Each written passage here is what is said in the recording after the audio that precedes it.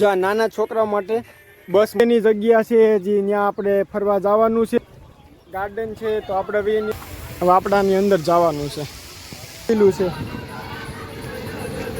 વાળા મુસાફર મજા આવે ને. અહીંયા ફોટા પાડ્યા ને બહુ સારા લોકેશન છે.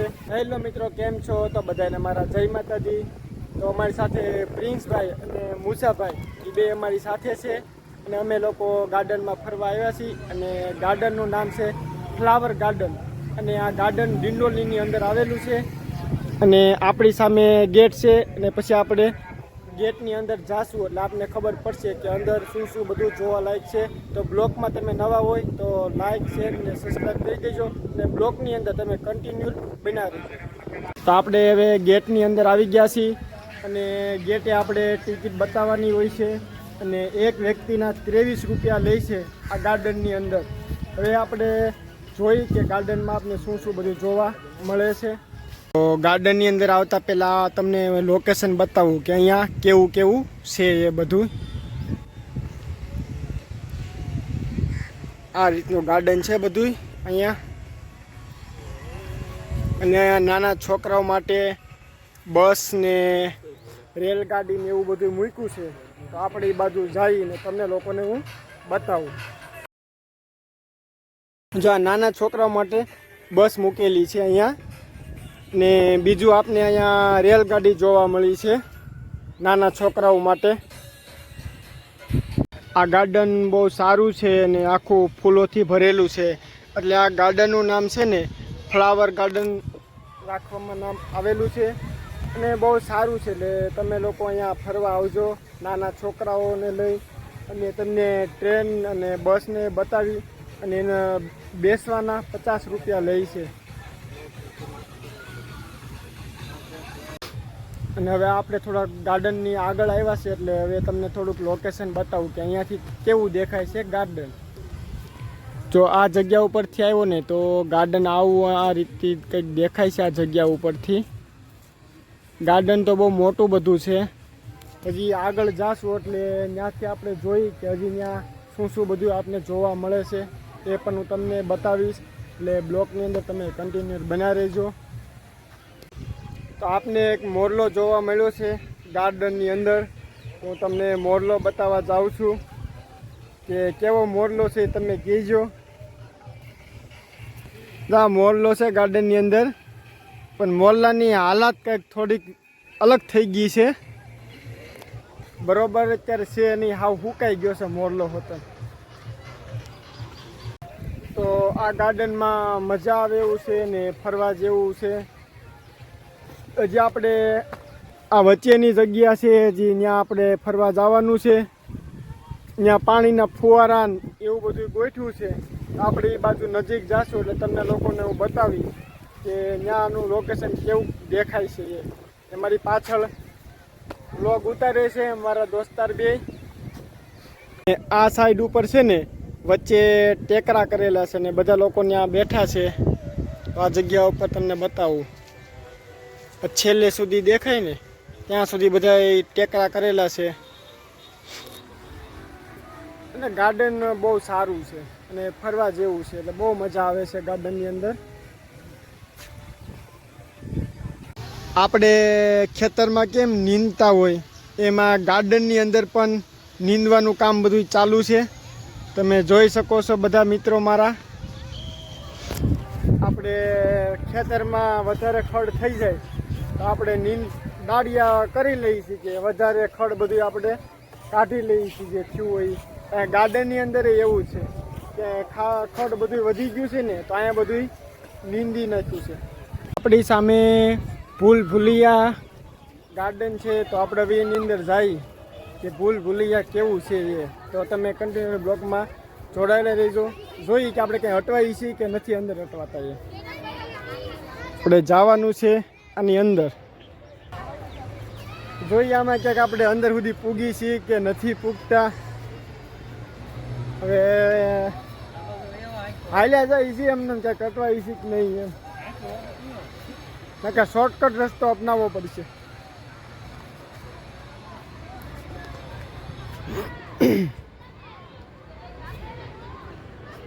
તમારા બે મિત્રો અહીંયા આગળ ઊભા રહી ગયા છે. હવે આ લોકોને રસ્તો મળ્યો છે કે નહીં તમને કોઈને? હા, રસ્તો મળ્યો ને. અહીંયા આગળ જાવ ને, આયલા જાવ ને, રસ્તો આપણે આગળ કેવો રસ્તો છે, કેવો નથી, આપણને જડે છે કે નહીં, જે ભૂલા પડીએ છીએ કે નહીં. કાંઈ નહીં, આપણે જોઈ કે આપણે જ્યાં પૂગવાનું છે અહીંયા પૂગી શકી છે કે નથી પૂગતા. હવે અહીંયા જોઈએ તો બે રસ્તા છે, તો કયા રસ્તો આપણે જશું? આપણે આગળના રસ્તે જવાનું છે. હવે જોઈએ છીએ કે આપણે ક્યાંય અટવાય છીએ કે નહીં, કે અંદર પૂગી જઈએ એમ. ચારે બાજુ રસ્તા જ નકરા બતાવી છે. તો આપણે ગાર્ડનની અંદર કમળ જોવા મળ્યા છે, તો તમને બધા મિત્રોને હું કમળ બતાવું. થોડોક એ બાજુ નજીક જઈએ એટલે તમને બધાને દેખાય બરોબર.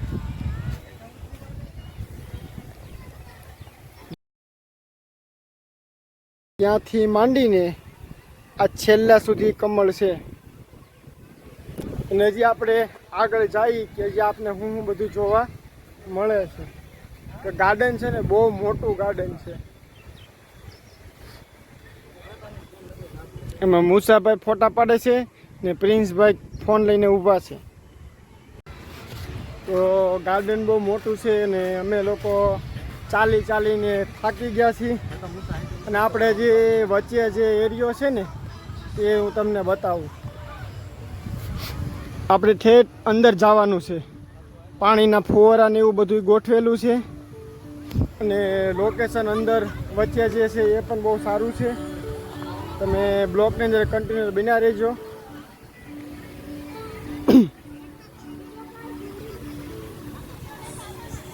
ત્યાંનું જે લોકેશન છે એ કેવું બતાવે છે. હવે આપણાની અંદર જવાનું છે.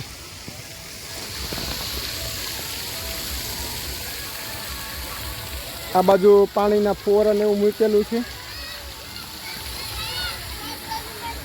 છે તો બહુ સારું લોકેશન અંદર તું દેખાય છે.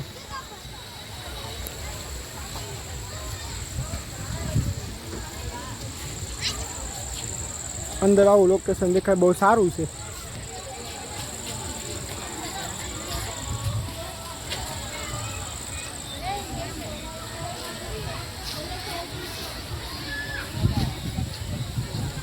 મને પ્રિન્સભાઈ છે શૂટિંગ કરતા આવે છે આગળ. મુસાભાઈ બાજુમાં આવેલા આવે છે.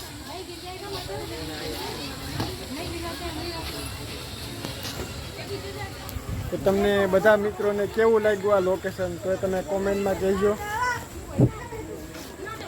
ત્યાં લોકો બધા ફોટા શૂટ ને એવું બધું કરે છે.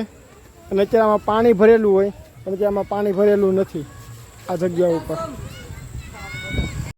તો આ વચ્ચેના લોકેશન ઉપર અમે આવ્યા તો અમે ત્રણે અહીંયા ફોટા પાડ્યા ને બહુ સારા લોકેશન છે. ફોટોશૂટ થોડાક કર્યા છે. અને હજી અમારે આગળની બાજુ જવાનું છે કે ત્યાં નાના છોકરાઓ માટે બધું છે એ હું તમને આગળ બતાવીશ. આ પ્રિન્સભાઈ ને મુસાભાઈ ઊભા છે. તો અહીંયા આપણે થોડાક ફોટા શૂટ કરીને અને હવે થોડાક આપણે બહાર નીકળી કે હવે અહીંયા શું આપણે આગળ જોવા મળે છે. તો અહીંયાથી આપણે અંદરથી બહાર નીકળીને તો અહીંયા આપણે ફુવારા ને એવું બધું જોવા મળે છે. આ સાઈડ આ બાજુ ફુવારા ને એવું ચાલુ છે ને લાઇટિંગ ને એવું બધું ગોઠવેલું છે. અને અહીંયા લોકેશન બહુ સારું છે. વચ્ચેનો ભાગ છે એ તમને બતાવું. જે આ વચ્ચેનો ભાગ આ ફુવારાના બાજુ ચાલુ છે. અને હજી આપણે થોડુંક આગળ જવાનું છે જોવા માટે તો તમે બ્લોકમાં જોડાયેલા રહેજો. તો આપણે અહીં આ રસ્તા ઉપરથી સામેની સાઈડથી આગળ જવાનું છે. તમારે મુસાભાઈને એક રીલ્સ બનાવવાની છે આ લાઇટિંગની. તો આ ભાઈને કીધું કે મારે એક વિડીયો ઉતારવાનો છે તો તમે એમને બનાવી દો. એ ભાઈએ કીધું કે 30 રૂપિયા લઈ છીએ શૂટિંગના. તો વાંધો નહીં, મુસાભાઈ કે આપણે વિડીયો ઉતારવાનો જ છે. ને આપણા મુસાભાઈ હવે તૈયાર થઈ ગયા છે. ને આ ભાઈ મોબાઈલ ને એવું બધું ગોઠવે છે.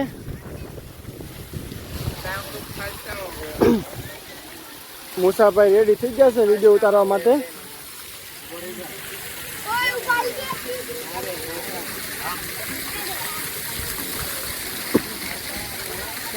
અને મુસાભાઈ રીલ્સ બનાવવાનું ચાલુ કરી દીધું છે હવે.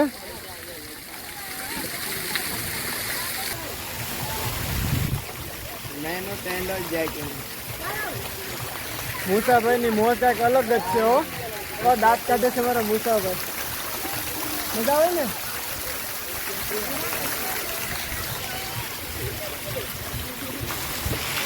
આપને ગેટની અંદર આવતા અહીંયા બધું જોવા મળે છે કે નાના છોકરાઓ માટે હિંચકા ને ચકડોળ ને એવું બધું છે. હું તમને બતાવું.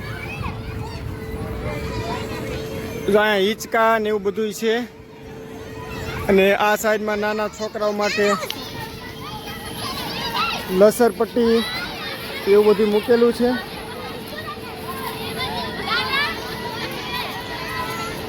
ના સામે જોવો ને તો બધા કાઉન્ટર છે નાસ્તો કરવા માટેના. આ નાના છોકરાઓ બાજુ છે.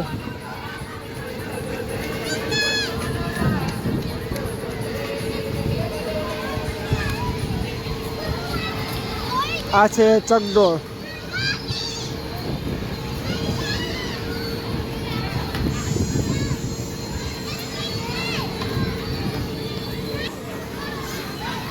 આ બધા નાસ્તાના કાઉન્ટર છે.